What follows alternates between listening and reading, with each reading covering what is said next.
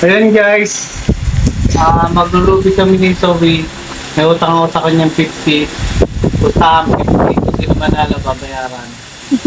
O kung manalo siya, babayaran ko siya ng 100. Okay. Uy. Guluhan. Paunahan to. Ito sa akin eh. Mahal naman. Ben lang. Ano ka sa anak? Medyo, palis ko.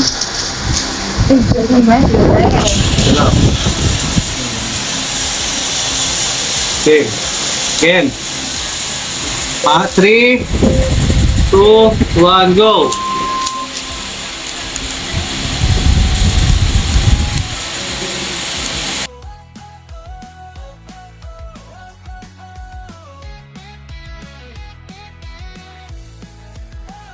Mula umaga hanggang dapit hapon, aspalto ang saksi sa bawat direksyong tinahak noon. Bilang gulong ang umiikot sa kwento, puso ang manibela.